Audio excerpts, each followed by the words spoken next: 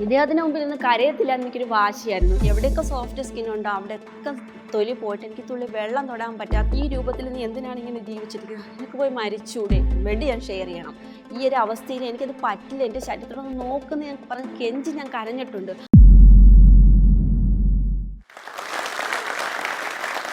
അതൊക്കെ ഞാനിങ്ങനെ കടന്നു വരുന്ന സമയത്താണ് എനിക്ക് എൻ്റെ ശരീരത്തിൽ ക്യാൻസറിൻ്റെ ഒരു ലക്ഷണം കാണുന്നു. ക്യാൻസർ നമുക്കറിയില്ലല്ലോ, ശരീരത്തിൽ ചെറിയ തടുപ്പ് കാണുന്നു. അപ്പോൾ എനിക്ക് ഹോസ്പിറ്റലിൽ പോകണമെന്ന്, എന്നെ ഹോസ്പിറ്റലിൽ കൊണ്ടുപോകാനെന്ന് വെച്ചാൽ ആങ്ങളമാരില്ല, അച്ഛനും അമ്മയും പ്രായം ചെന്നു. അവർ ഏകദേശം മരിക്കാറായ ആ ഒരു സിറ്റുവേഷനിൽ എത്തിയിരിക്കുകയാണ് അച്ഛനും അമ്മയും. അപ്പോൾ പുള്ളിക്കാരനെ എനിക്ക് ആശ്രയിക്കാൻ പറ്റത്തുള്ളൂ. അപ്പോൾ എന്നെ ഒന്ന് ഹോസ്പിറ്റലിൽ കൊണ്ടുപോകുമെന്ന് പറഞ്ഞു കഴിഞ്ഞാൽ ശ്രദ്ധിക്കത്തില്ല. അങ്ങനെ 2.5 വർഷം ഞാനത് കൊണ്ടുനടന്നു. എനിക്ക് ക്യാൻസർ ആണോ ഇല്ല, അല്ലെങ്കിൽ അതിൻ്റെ ഡയഗ്നോസിസ് ഒന്നും ചെയ്യാതെ തന്നെ പുള്ളിക്കാരനെ ഒന്ന് ഉറപ്പിച്ചു എനിക്ക് ക്യാൻസർ ആണെന്ന്. എന്നിട്ട് ഞാൻ അപ്പോഴും വീട്ടിൽ കുക്കിങ് ക്ലീനിങ് എല്ലാം നല്ല കറക്റ്റായിട്ട് ചെയ്തുകൊണ്ടിരിക്കുക. എന്നോട് ഒരു ദിവസം വൈകുന്നേരം ഞാൻ ചായ ഇട്ടുകൊണ്ട് കൊടുക്കുമ്പോൾ സിറ്റൗട്ടിലിരിക്കുകയാണ്. ചായ ഇട്ടുകൊണ്ട് കൊടുക്കുമ്പോഴത്തേക്ക് എൻ്റെ മോനോട് ഇദ്ദേഹം പറയുകയാണ്, നാളെ ഞങ്ങളുടെ വെഡ്ഡിങ് ആനിവേഴ്സറി ആണ്, ഒരു വലിയൊരു കേക്ക് ഓർഡർ ചെയ്യണം, ഇത് അവസാനത്തെ വെഡ്ഡിങ് ആനിവേഴ്സറി അല്ലേ എന്ന്. അതെൻ്റെ മനസ്സിൽ വല്ലാതെ കൊണ്ടു. അതങ്ങനെ പല തവണ ഇങ്ങനെ ആവർത്തിക്കാൻ തുടങ്ങി. ഞാൻ മരിക്കുന്നതായിട്ട് പുള്ളിക്കാരൻ സങ്കല്പിക്കാനും അത് ഭയങ്കര ഒരു ആവേശത്തോടെ ഇങ്ങനെ എന്നോട് ഞാൻ കേൾക്കെ തന്നെ പറയാനും തുടങ്ങിയപ്പം ഞാൻ വിചാരിച്ചു, ഇങ്ങനെ വിട്ടാൽ പറ്റില്ലല്ലോ, ഇത്രയും കാലം ഇവർക്ക് വേണ്ടി ജീവിച്ചു, ഇനി എനിക്ക് വേണ്ടിയിട്ടൊന്ന് ജീവിക്കണം. അങ്ങനെ പിന്നെ ഞാനായിട്ട് തന്നെ ഇതിന് ഇറങ്ങിത്തിരിക്കുകയാണ്. പൈസ ഞാൻ കണ്ടെത്തുന്നു. തൊഴിലുറപ്പിന് പോയിട്ട് 2 ആഴ്ച തൊഴിലുറപ്പിന് പോയിട്ട് ആ പൈസ അക്കൗണ്ടിൽ വീണു എന്ന് കണ്ടു കഴിഞ്ഞപ്പോഴാണ് ഞാൻ ഹോസ്പിറ്റലിൽ പോയതും. പിന്നെ അവിടെ ചെന്നപ്പോൾ തന്നെ ഡോക്ടറിന് സംസാരം തന്നെ മനസ്സിലായി എനിക്ക് കുഴപ്പമാണോ എന്നുള്ളത്. പിന്നെ സ്കാൻ ചെയ്യുന്നു, എന്നെ മെഡിക്കൽ കോളേജിലോട്ട് വിടുന്നു.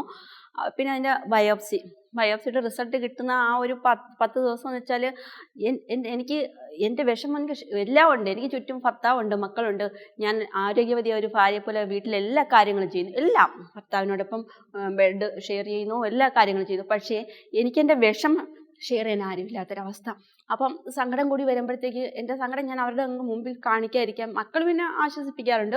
പക്ഷേ ഇദ്ദേഹത്തിന് മുമ്പിൽ നിന്ന് കരയത്തില്ല എനിക്കൊരു വാശിയായിരുന്നു. ഞാൻ എൻ്റെ സങ്കടം കൂടി വരുമ്പോഴത്തേക്കും ബാത്റൂമിൽ ചെന്നിട്ട് ഞാൻ അവിടെ ചെന്ന് പൈപ്പ് തുറന്ന് വിട്ട് കതക് അടിച്ചിട്ട് അവിടെ നിന്ന് പൊട്ടിക്കരയും. എന്നിട്ട് ഈശ്വരന്മാരോട് ഞാൻ കേണ് പറയും, എന്തിനാണ് എന്നെ ഇങ്ങനെ.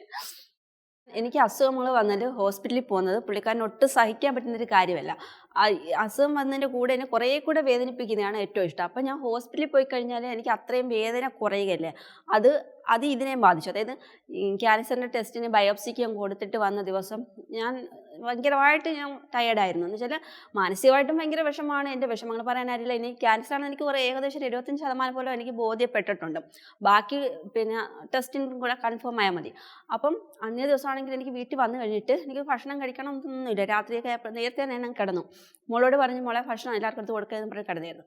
ഏകദേശം ഒരു 11:30 ആയിട്ടുണ്ടാവും ഞാൻ ഉറങ്ങി. ആ സമയത്ത് ഞാൻ കട്ടിൻ്റെ അടുത്ത് കട്ടിലിൽ കിടക്കുന്ന എന്നെ വലിച്ച് താഴെ ഇടുകയാണ് ചെയ്തത്. ബയോപ്സി ചെയ്തിട്ട് വന്ന ദിവസം പോലും ക്യാൻസർ ആണെന്ന് കൺഫേം ആയിക്കഴിഞ്ഞ് ഏകദേശം അയലത്തുകാർ അദ്ദേഹത്തിൻ്റെ തന്നെ സഹോദരങ്ങളാണല്ലോ ചുറ്റുവട്ടോ, എല്ലാവരും വന്നിട്ട് എന്നെ ആശ്വസിപ്പിക്കുന്നുണ്ട്. പക്ഷേ ഇദ്ദേഹം ഒരിക്കൽ പോലും അതിനെക്കുറിച്ച് ഒരു ബാക്കി എല്ലാ കാര്യങ്ങളും സംസാരിക്കും, പക്ഷെ ഇതിനെക്കുറിച്ച് ഒരു വാക്ക് പോലും എന്നോട് ചോദിക്കുന്നില്ല. എന്നെ അഴട്ടുന്നത് പിന്നെ ഞാൻ ഇതിനുള്ള പൈസ എവിടെ നിന്ന് സംഘടിപ്പിക്കും? എനിക്ക് ആരും ഇല്ലല്ലോ എന്നെ സഹായിക്കാൻ, ഞാൻ എന്ത് ചെയ്യും? അത് അങ്ങനെയാണ് എൻ്റെ മനസ്സ്. പിന്നെ അതും ക്യാൻസർ ആയിക്കാൻ എൻ്റെ മുടിയൊക്കെ പൊഴിഞ്ഞു പോകും, എന്നെ രോഗിയായിട്ടല്ല എല്ലാവരും കാണുന്നത്. അങ്ങനെ കുറേ പ്രശ്നങ്ങളിലൂടെയാണ് ഞാൻ കടന്നു പോകുന്നത്. എന്നിട്ട് സഹി കെട്ടിട്ട് ഒരു ദിവസം ഞാൻ അങ്ങോട്ട് ചോദിക്കുകയാണ്, ചേട്ടാ ഈ പരിസരവാസികൾക്ക് എല്ലാവർക്കും എന്നെ ആശ്വസിപ്പിക്കണം എന്നുണ്ട്.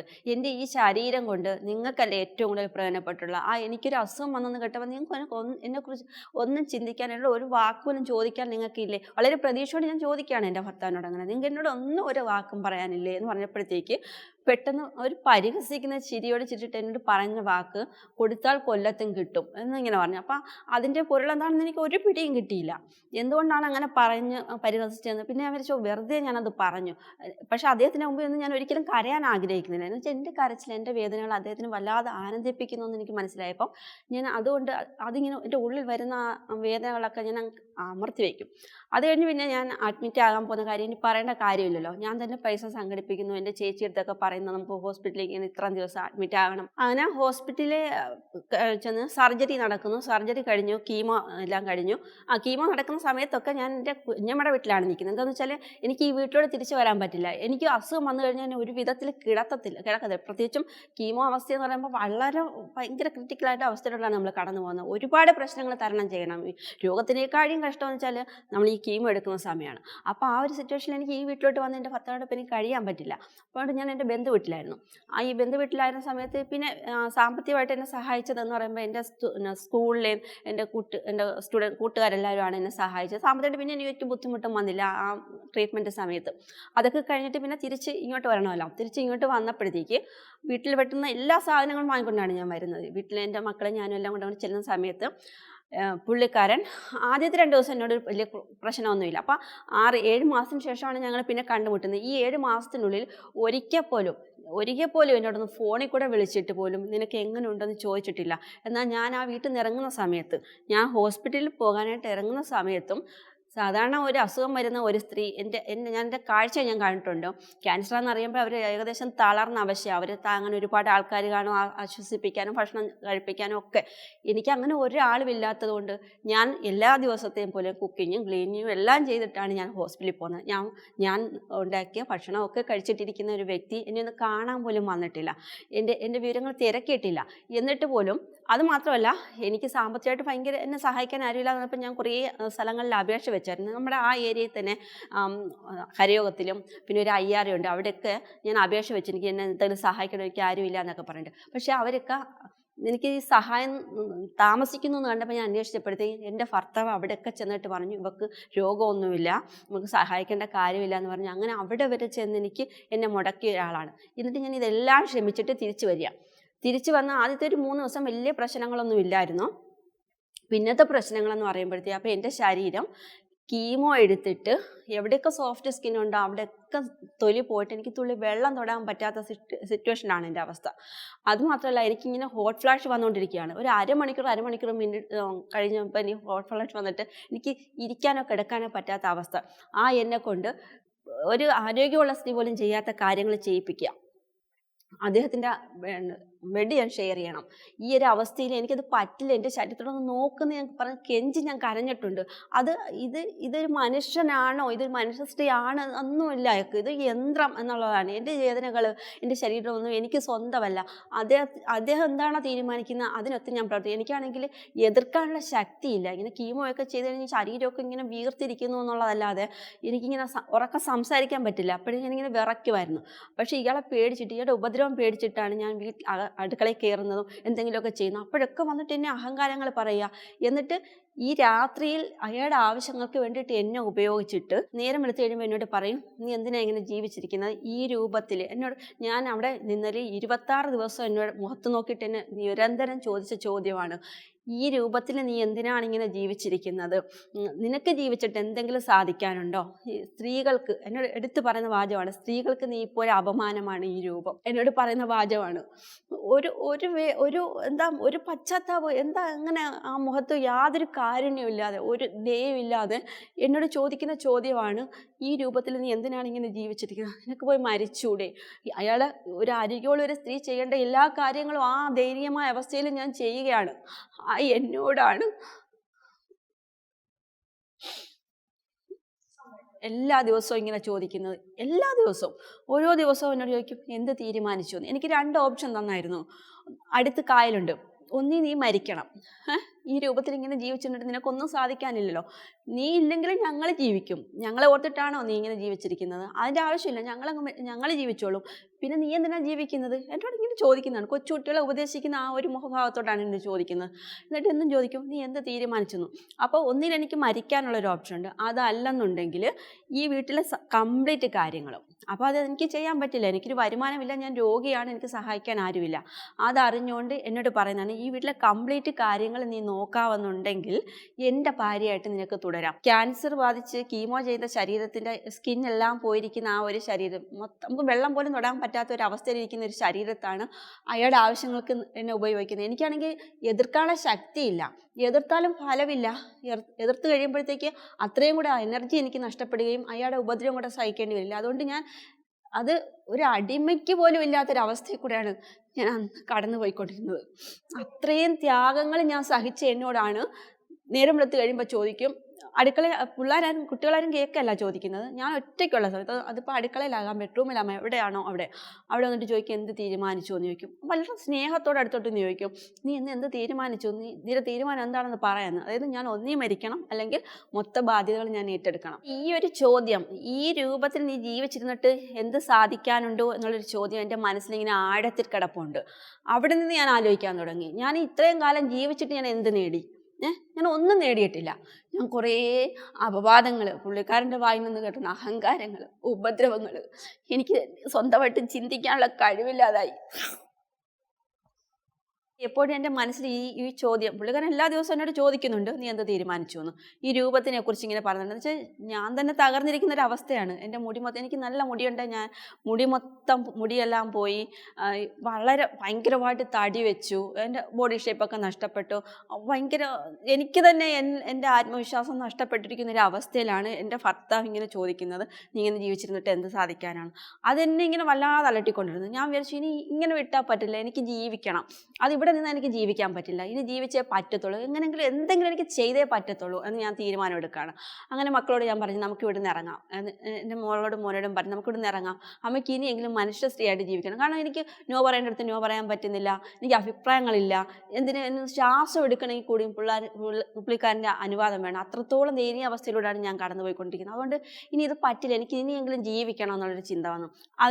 അതിന് ഒരു ടേണിംഗ് പോയിന്റ് എന്ന് പറയുമ്പോൾ എൻ്റെ ഒരു കൂട്ടുകാരി എന്നോട് ഇങ്ങോട്ട് ചോദിച്ചു, നിനക്ക് എപ്പോഴെങ്കിലും, അവളുടെ ഒരു വാചകം, അത് ശരിക്കും എൻ്റെ ജീവിതത്തിലെ ഒരു മാലാഖയായിട്ടാണ് ഞാൻ ഇന്നും അവളെ കാണുന്നത്. അവൾ എന്നോടൊരു ചോദ്യം ചോദിച്ചു, നിനക്ക് എപ്പോഴെങ്കിലും തോന്നിയിട്ടുണ്ടോ നിനക്ക് മറ്റൊരു വീടുണ്ടായിരുന്നുവെങ്കിൽ ഈ ഇത്രയും ദുരിതം നിനക്ക് സഹിക്കേണ്ടി വരില്ല എന്ന്?